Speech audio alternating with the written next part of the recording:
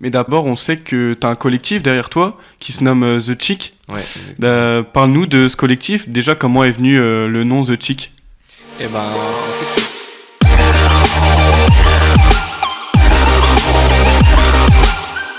Bonjour à toutes et à tous, écoutez l'émission Sporter, l'émission la plus sportive du département Ambois, qui vise à mettre en lumière les futures pépites locales. Je suis Titouan Nieza et comme d'habitude, je suis accompagné de Yanis Bouskia. Merci Titouan, bonjour à tous. Nous recevons aujourd'hui un tout nouvel invité. Il a 21 ans, il est boxeur professionnel et il vient de Troyes. Je parle bien entendu de Théo Hennequin. bonjour à tous. Je le rappelle, cette émission est à retrouver sur toutes les bonnes plateformes d'écoute, que ce soit Spotify, YouTube ou Acast. N'hésitez pas à commenter et à vous abonner pour recevoir l'émission directement sur votre téléphone, ainsi que nous suivre sur notre compte Instagram _sporter._ pour savoir nos invités à l'avance. Bon, sans plus attendre, commençons cet entretien. Théo, d'abord c'est un honneur de te recevoir aujourd'hui. Merci à vous. Et on va faire une courte présentation pour les personnes qui ne te connaissent pas ou peu encore. Donc Ok, je laisse ça Yanis marche. s'en charger. Bonjour Théo, Bonjour Anis. passons à ta présentation. Tu es né le 28 septembre 2000. Exact, À l'âge de 7 ans, ta mère t'inscrit chez Dany à l'association de toute boxe troyenne. c'est ça. Et depuis, tu n'as jamais décroché. Exactement, parfait. Récemment, en juillet 2021, suite à ta victoire au championnat de France à Melun, tu annonces le début de ta carrière professionnelle. Ouais, tout à fait. Il est aussi à l'aise devant les micros et les caméras que dans un ring avec ses gants. Jamais avare d'une plaisanterie et des numéros, mais il sait être sérieux quand faut mettre son adversaire KO. Théo, boxeur depuis maintenant 15 ans. Mais dis-nous, première question, comment est-ce que tu as commencé la boxe ? En fait, j'ai commencé la boxe, c'est parce que ma mère, elle faisait de la boxe. Et un jour, elle m'a emmené donc, chez Dany à la TTB. Et depuis, j'ai fait mon bout de chemin plus là-bas, mais j'ai jamais décroché en tout cas la boxe. Et est-ce que tu as commencé la boxe aussi pour t'émanciper ? On sait que la boxe a ce grand pouvoir au début, quand tu débutes, de déchaîner, de se libérer un peu, d'asservir toutes ces pulsions. Non, je pense pas. En fait, je pense que j'étais vraiment trop petit pour ce côté-là, en tout cas, de la boxe, et que c'est pas pour ça que j'ai vraiment pris le truc, mais plus pour le côté technique et compétition, genre. Parce qu'il faut savoir que quand on est petit, c'est à la touche, il n'y a pas de KO. Et donc, cette partie-là de la boxe, je l'ai beaucoup fait, je l'ai beaucoup aimé en tout cas. Et c'est à partir de quand que tu as commencé justement à avoir cette logique de compétition ? À partir donc de 16 ans, où là, tu passes sur ring et donc en plein contact avec les KO autorisés. Et c'est vraiment à ce moment-là qu'il y a eu le déclic dans ma tête où je me suis dit, ok, va vraiment falloir être sérieux pour continuer. Ok. Et bah justement, après l'association troyenne Dany, comme on disait, tu es maintenant licencié au SAPP Boxing. C'est ça. Qu'est-ce que le club et la boxe t'apportent au quotidien ? Eh ben, il faut savoir que, en gros, je suis licencié à Saint-André. Et donc, depuis peu, je suis parti sur Paris pour essayer de développer mon niveau. Mais j'ai voulu rester quand même avec une attache troyenne et surtout à mon club depuis que je suis passé du coup en plein contact. Donc, c'est Saint-André qui, eux, m'apportent une base ici et font beaucoup de choses pour moi, comme organiser des galas, et ils subviennent à mes besoins pour les compétitions toute l'année. Et avec l'aide de ton entraîneur et ton équipe, j'imagine ça doit être un soutien de poids. Ouais, bien sûr. C'est également pour ça que j'ai voulu garder mon attache ici avec mon entraîneur Romain, qui j'ai pas voulu changer totalement d'entraîneur parce que je suis à l'aise avec lui. On a fait de très grandes choses et du coup, je voulais vraiment garder cette attache avec lui. Et avant d'aborder justement ce monde professionnel que tu commences à côtoyer quotidiennement maintenant, raconte-nous tes premières années, ton parcours, et quand est-ce que tu t'es rendu compte que tu commençais à performer et qu'une carrière professionnelle était devant toi ? Il faut savoir que ça a pas été grandiose au début. Quand j'ai commencé donc, à la TTB, j'ai pas gagné tout de suite. J'ai pris plein de défaites donc, avant de comprendre en fait le système de la boxe à touche, en quelque sorte. Et quand j'ai compris ça, je suis passé du coup à Saint-André avec Romain, où là j'ai pu gagner les championnats de France de l'Eye Contact au moins 3 reprises, je crois. Et après, donc, je suis passé en junior, où j'ai subi une lourde défaite sur mon deuxième combat junior. Et à ce moment-là, je me suis vraiment pris en main. Et donc l'année d'après, j'ai gagné le championnat de France en junior. Ensuite, j'ai enchaîné avec les championnats de France en classe B, donc c'est la classe amateur. Et ensuite, quand j'ai gagné du coup les championnats de France en semi-pro, je me suis dit que j'allais vraiment me pencher à 100% sur ça. Et on va en parler de toute façon très prochainement. Comme on l'a dit précédemment, en juillet 2021, ta carrière a passé un cap car tu es passé professionnel. Alors, quelles ont été les étapes à franchir de passer de classe B à professionnel? Alors, tout d'abord, je suis passé de classe B à classe A rapidement parce que donc, j'ai gagné le championnat de France en classe B à Giva, près de Lyon. J'avais fait 3 combats donc, dans le week-end où j'ai remporté les 3 combats. Et quand j'ai directement gagné les championnats de France, on peut passer directement dans la catégorie du dessus, donc qui était semi-pro. Et donc, je suis directement passé en semi-pro. J'ai gagné la Coupe nationale, donc la Coupe de France, mais c'est pas un titre qui peut faire passer professionnel. Après, donc, il y a eu le Covid. Et j'ai pas pu continuer de boxer et il me fallait 5 victoires en classe A pour passer professionnel. Et du coup, une fois que les compétitions ont repris, il y a eu les championnats de France classe A et je me suis directement inscrit et donc j'avais 2 combats à faire et j'avais déjà 3 victoires, donc j'avais pas le choix que de gagner ces 2 combats pour passer professionnel en septembre là. Et du coup, en juillet, j'ai réussi à gagner les 2 combats et je suis passé professionnel. Bah, félicitations. Merci, c'est gentil. Eh bien Théo, comment tu vis ce changement depuis que tu es passé dans ce monde professionnel? Eh ben, ce changement, je l'ai vécu tout d'abord ici avec mon premier combat professionnel que j'ai préparé à 3. J'ai pas voulu tout de suite partir parce que je voulais vraiment rester en confiance avec ce que je faisais ici. Et donc, ça s'est super bien passé. Et ensuite, après, j'ai vraiment côtoyé le vrai monde de la boxe professionnelle en partant sur Paris. Mais j'avais déjà une attache là-bas et donc je suis parti là sur des gens que je connaissais, donc avec mon préparateur physique Valentino. Et là-bas, au quotidien, je côtoie des personnes que c'est vraiment leur métier, qui font ça tous les jours. C'est différent d'ici, mais ça me plaît bien mieux aussi. Donc tu viens de dire que tu es parti à Paris pour un peu plus te professionnaliser. Donc finalement, quels sont les changements majeurs que tu as pu remarquer entre le monde professionnel et l'amateur? En quelque sorte, je peux pas trop dire parce que, en gros, ce qui s'est passé, c'est que j'ai fini mes études en même temps que ma carrière amateur en boxe. Et du coup, j'ai jamais côtoyé le monde professionnel hors de la boxe. Et quand j'allais à l'école, je faisais la boxe à côté. Donc là, ce qui me libère, en fait, c'est de plus avoir l'école. C'est-à-dire, j'ai plus les cours qui me prennent beaucoup de temps. J'ai moins de stress des examens et tout. Et là, je suis vraiment concentré. Je me lève, je vais à l'entraînement. Je rentre, je mange, je fais ma sieste et je retourne à l'entraînement. C'est vraiment... en gros, on vit au rythme des combats. Hein. C'est vraiment T'es ça. dévoué à ton sport. Ouais, voilà, c'est ça. Ensuite, qu'est-ce qui t'a finalement le plus étonné dans ce monde pro? Ce qui m'a le plus étonné dans le monde pro, je pense que c'est la recherche de la performance. C'est vraiment chaque personne... En gros, tout le monde essaie de s'entourer des meilleurs pour vraiment rechercher la performance. Et tu sens une différence quand tu t'entraînes avec des pros ou des amateurs dans la recherche de performance. Ils veulent vraiment toujours repousser les limites, quoi. Et on sent pour quelqu'un qui suit ton parcours depuis longtemps que depuis que tu es passé pro après ton titre, il y a une transformation dans ta manière de t'entraîner. On a toujours eu l'impression que tu étais quelqu'un de rigoureux et de déterminé, mais comme tu l'as dit maintenant, tu rentres dans la cour des grands, donc le moindre petit détail compte à ce niveau-là maintenant. Ouais, bien sûr, c'est pour ça que j'essaie de vraiment m'entourer des meilleurs. Donc comme je l'ai dit, je suis parti à Paris avec mon préparateur physique Valentino, qui pour moi est le meilleur dans la France et même mondialement parlant. Ensuite, je m'entoure d'autres personnes sur par exemple la planification de mes entraînements ou ma nutrition, et ça c'est pareil, j'essaie de le faire avec les meilleurs. Et donc c'est vraiment, ouais, comme je dis, il faut rechercher la performance dans tout, que ce soit la nutrition jusqu'au sommeil, carrément, vraiment tout est suivi.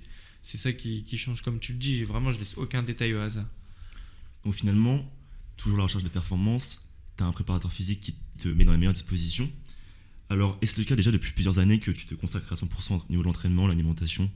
Ouais, bien sûr, en fait, comme je le disais avant, ce qui me bloquait un peu, c'était l'école, tu vois. Parce que quand j'étais à l'école, c'était compliqué de... En gros, je devais aller à l'école de 8h à midi. Ensuite, j'enchaînais avec l'entraînement de midi à 14h. Je reprenais l'école de 14h30 à 18h. Et après, je faisais l'entraînement de 18h30 à 20h30. J'avais pas le temps de me poser. Mais en parallèle de ça, j'avais déjà été à Paris. Et mon entraîneur Valentino, enfin mon préparateur physique, il me suivait à distance. Mais là, maintenant, en fait, ce que j'arrive à faire, c'est que j'arrive à regrouper toute mon équipe. Et on arrive tous à beaucoup mieux communiquer, car moi j'ai le temps de dire à lui, ce matin on a fait ça, qu'est-ce qu'on peut faire cet après-midi, alors qu'avant quand j'étais à l'école, j'avais pas le temps de faire tout ça. Finalement, ce rythme il est très épuisant et c'est pour ça que certains jeunes ils abandonnent. Ouais, même j'ai pu le voir moi, quand j'étais moi-même à l'école, hein, j'ai vu des gens avec beaucoup de talent dans le foot ou quoi, ne pas suivre le rythme parce que c'est pas forcément adapté. Depuis ton passage en pro, tu réalises une victoire et une défaite, on va en parler ensuite. Que penses-tu de tes débuts professionnels? Je suis plutôt satisfait de mes débuts en pro parce que ouais, j'ai fait mon premier combat pro qui s'était vraiment super bien passé. Et après, donc, j'ai été engagé dans les championnats de France pro où j'ai disputé la demi-finale fin mars. Et c'était compliqué pour moi parce que je me suis fait opérer des dents de sagesse 3 semaines avant le combat. Et le combat lui-même, il se passait plutôt bien. Et juste pour la première fois de ma carrière, du coup, j'ai pris un coup qui m'a mis KO et j'ai pas pu me relever. Et justement, on en parlera dans un instant de ces combats et de ton prochain combat qui a lieu le 11 juin. Mais d'abord, on sait que tu as un collectif derrière toi qui se nomme The Chick. Ouais, Parle-nous de ce collectif. Déjà, comment est venu le nom The Chick? et ben, en fait, le nom The Chick, il est venu de quand j'étais tout petit. Je boxais avec un pantalon jaune de jaune poussin. Et du coup, sur les compétitions, tout le monde m'appelait le poussin. Et du coup, j'ai gardé en fait ce surnom-là dans le monde professionnel. Ok, belle histoire. Et ton équipe maintenant, The Chick, elle te suit partout, dans tes compétitions, au championnat. Vous êtes une équipe soudée. Et chaque personne qui t'entoure a un rôle crucial dans ta préparation. Ouais, bien sûr. Il faut savoir que, donc comme je l'ai dit, j'ai une équipe en termes de performance. Donc avec Valentino, Nicolas Haute, qui sont vraiment des top mondes sur leur domaine.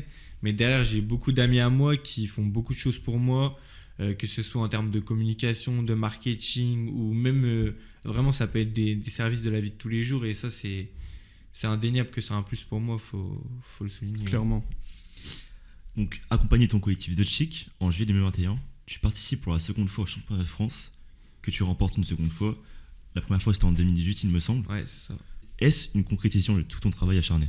Ouais, bien sûr. Il faut savoir que, en gros, pendant tout le Covid, moi j'ai continué de m'entraîner. Donc, on avait créé carrément une salle chez moi où en fait j'ai jamais arrêté et je l'ai vraiment ressenti quand on arrivait au championnat de France que j'étais vraiment en forme et préparé. Et je savais que, en fait, avec mes trois victoires, je savais que la prochaine compétition elle allait être cruciale. Et donc, une fois qu'on a eu la date et que je savais que j'avais 2 combats à ce moment-là, je me suis vraiment préparé comme jamais. Et là-bas, j'ai su faire la différence. Et ouais, j'ai senti que quand j'ai gagné, je me suis dit, tout ce que j'ai fait là, ça y est, en gros, je peux tourner la page du monde amateur, j'ai fait ce que j'avais à faire. Donc, tu étais vraiment préparé, tu n'as pas lâché pendant le confinement, mais qu'as-tu ressenti vraiment à ce moment-là? Est-ce que c'était le même sentiment que la première fois ou pas? Non, pas du tout. La première fois que j'ai gagné le championnat de France, justement, je me suis dit, c'est à ce moment-là que, comme on en parlait tout à l'heure, j'ai réalisé qu'il y avait peut-être quelque chose à faire. Et là, en gros, c'était vraiment la confirmation. Je me suis dit, ok, vraiment, on y va quoi, à 100%. Et c'est à ce moment-là que j'ai décidé d'arrêter mes études et de me lancer à 100%. Donc, finalement, tu étais venu pour gagner. Ouais, clairement. On en parlait précédemment. Ton premier combat a eu lieu face à Jérémy Ferron, en moins de 71,8 kg. C'est ça, exactement. C'est ta première victoire dans cette catégorie professionnelle. Alors déjà, qu'est-ce que tu as ressenti à l'arrivée de cette première victoire? J'ai beaucoup de pression et beaucoup de stress parce que le combat il s'est pas déroulé super loin d'ici, c'était à Orléans et donc il y avait beaucoup de monde qui était venu me voir et ce combat-là, on l'a bien préparé professionnellement avec un game plan qui a été mis en place par rapport à l'adversaire et tout. Vraiment, on était super carré. J'avais confiance en ma préparation, mais il y avait beaucoup de stress parce que c'était le premier combat professionnel. Et après, une fois sur le ring, ça s'est super bien passé. Vraiment, le combat, il s'est déroulé exactement comme on le pensait. Et c'était parfait. Bah oui, on sait que tu as appliqué les conseils judicieux de ton coach Roman Galem. C'est ça. Ça a plutôt bien marché en fait ouais. ce soir-là. Qu'est-ce qui a fait la différence selon toi?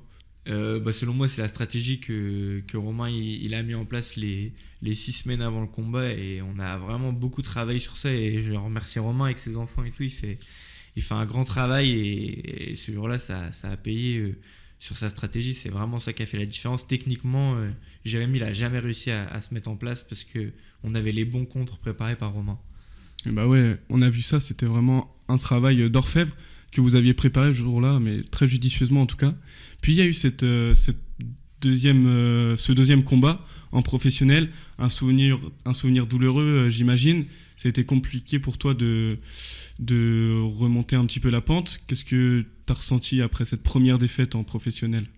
Beaucoup de frustration parce que c'est pas une défaite au point, c'est un KO, donc j'étais vraiment frustré parce que comme d'habitude Romain il avait préparé une bonne stratégie qu'on était en train de mettre en place au fur et à mesure des rounds, et ouais, le coup il m'a vraiment j'ai rien pu faire, c'est la boxe, c'est souvent ça qui est souligné dans ce sport, c'est qu'en un coup tout peut changer, et là on en est la preuve. Mais ouais, après a été un peu dur, mais comme tu l'as dit, j'ai une bonne équipe derrière moi, j'étais bien entouré et j'ai su plutôt vite rebondir. Ouais, je suis content d'avoir rebondi vite en tout cas. Et on sait que cette défaite, elle va t'apporter beaucoup de bien par la suite pour ton prochain combat le 11 juin à 3. Avec le recul et avec les failles que tu as pu corriger pour le prochain combat, on sent que tu trépignes d'impatience à l'idée de rebondir comme on l'a dit précédemment. Parle-nous de ce combat à venir. Et ben ouais, comme tu dis, j'ai vraiment envie de prouver que c'était juste une erreur de parcours. Surtout que là, donc c'est, comme tu l'as dit, là c'est à 3. Et donc c'est devant tout le monde. Ça veut dire qu'il n'y a pas meilleure solution que de rebondir à domicile et devant tout le monde. Alors ouais, je prépare ce combat avec beaucoup de sérieux et je suis impatient d'y être. C'est encore dans 2 semaines et pour moi c'est super lent. On en parle à l'instant de ta première défaite. Il doit y avoir sûrement plusieurs émotions qui se mélangent, notamment la frustration. Mais tu es un compétiteur et tu dois sûrement avoir le couteau entre les dents en vue du prochain combat. Ouais, bien sûr, je me prépare, je pense comme jamais je me suis préparé justement, et je sens qu'il y a mon ego qui a été touché sur ce combat-là, et là j'ai vraiment envie de prouver à tout le monde que c'était une erreur et que j'ai vraiment le niveau d'être en professionnel en tout cas. Justement, au niveau de la préparation, comment tu prépares ce nouveau combat ? Est-ce qu'il y a des choses qui ont changé ? Eh ben, ce qui a changé, c'est que là, du coup, je me suis pas fait opérer juste avant et j'ai pu faire mes 8 semaines en entier pour la première fois entièrement à Paris. Et là, je sens que ça m'a beaucoup apporté. Et ce que j'ai changé aussi, c'est que j'ai mis beaucoup les gants. Alors qu'avant, je mettais pas forcément... en gros, c'est des combats à l'entraînement.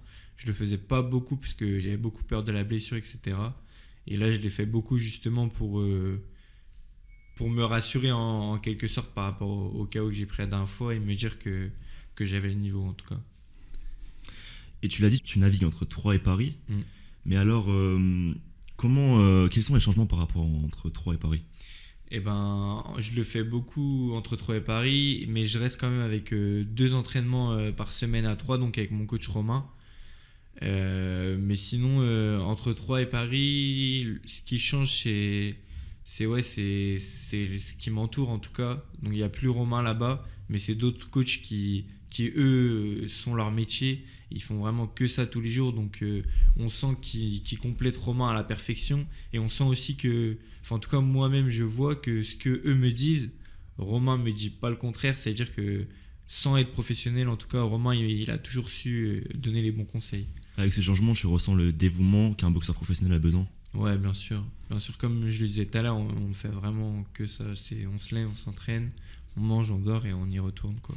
Et tu avais déjà des qualités indéniables auparavant dans les catégories amateurs, mais qu'est-ce que tu as perfectionné ? C'est quoi ? On sait que tu avais un très bon jeu de jambes, et puis au corps à corps, tu étais plutôt bon aussi. Maintenant, il y a des choses à corriger, je pense. Qu'est-ce qu'avec Romain, tu perfectionnes à Paris maintenant ?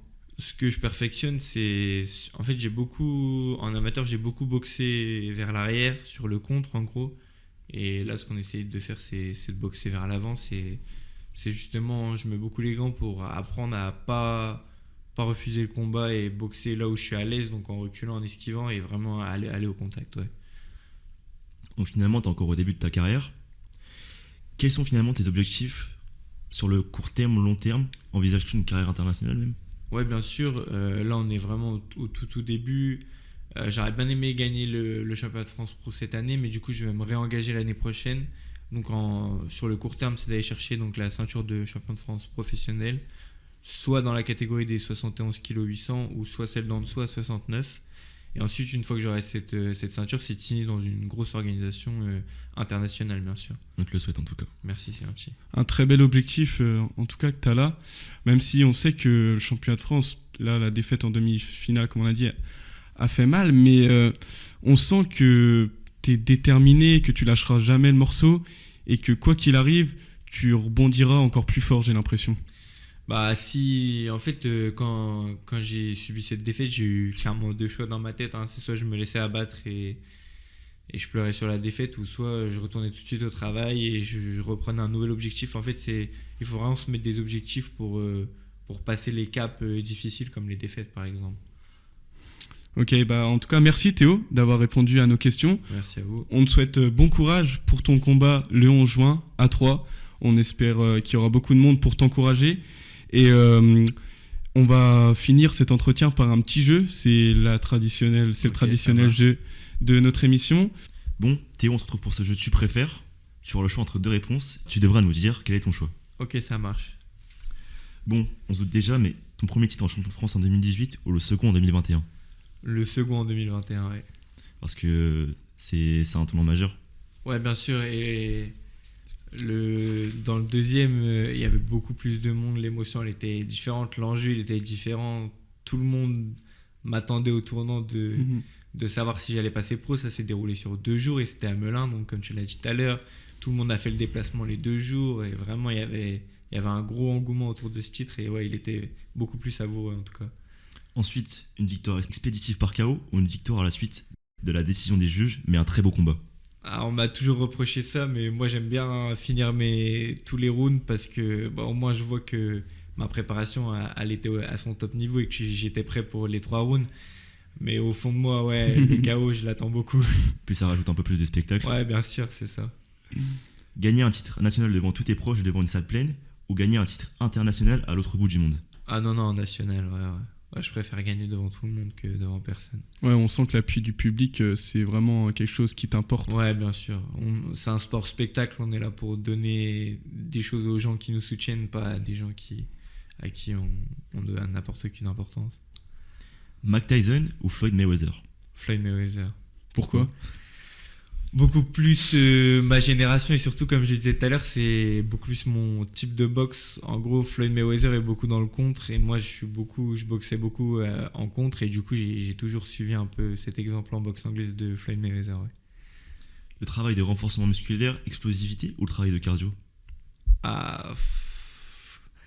L'explosivité, je dirais, parce que c'est beaucoup plus facile, mais au fond de moi, c'est le cardio, parce que c'est vraiment ce qui fait la différence sur le ring. Si on n'a pas de cardio, on tape plus. Hein, clairement, ouais. Mais c'est sur lequel tu prends plus de plaisir ? Celui où je prends le plus de plaisir, en vrai de vrai, c'est le cardio, parce qu'une fois que c'est fini, on est tellement fiers de ce qu'on vient de faire que ouais, c'est le cardio, je pense.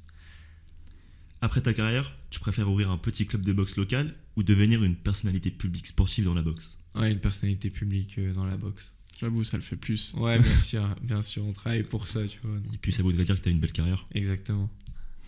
Ensuite, classe B, classe A ou classe professionnelle ? Peut-être un peu simple cette question, mais quoique, peut-être que tu as eu des beaux souvenirs en classe B ou en classe A. Les classes B, c'est des beaux souvenirs parce que c'est beaucoup de, entre guillemets, de bagarres. Clairement. En classe B, parce qu'il n'y a pas beaucoup d'expérience, donc on boxe vraiment avec le cœur. Mais plus pour le côté tactique quand même, je dirais que le niveau professionnel il est plus intéressant en tout cas, ouais. Ok. Ensuite, tu préfères gagner le titre aux Jeux Olympiques ou une ceinture, même si on sait que les Jeux Olympiques maintenant on peut le faire qu'en amateur. Ouais, c'est si on revient quelques années en arrière, tu préférais quoi ? Les Jeux Olympiques, ils n'ont jamais été forcément une grande chose pour moi, alors que une ceinture du Glory, qui est la plus grosse organisation mondiale en K1, ça représente beaucoup plus en tout cas à mes yeux. C'est vrai, j'ai pas envie de dire que les Jeux Olympiques en boxe sont délaissés, mais c'est que en fait tu deviens champion olympique pour passer professionnel. Exactement, ouais, c'est ça, c'est pour faire la passation vers le monde professionnel. Comme à l'instar d'un Tony Yoka il y a quelques années. Ouais, exactement. Ok, et dernière question. On parlait de tes adversaires juste avant. Tu préférerais un adversaire petit et rapide ou un adversaire grand et massif ? Ouah, pour ce combat-là, je pense que je vais avoir un grand et massif, on va pas se mentir, donc on va prendre cette option-là, hein. Mais c'est un peu par dépit que je prends le grand et massif. Ouais. Ok, bah message envoyé en tout cas. Bon, bah merci Théo, en tout cas ça a été un plaisir de t'avoir avec nous cet après-midi. Merci à vous, c'est gentil. Au revoir, et pour tous nos éditeurs, on se retrouve dans 2 semaines avec un tout nouvel invité.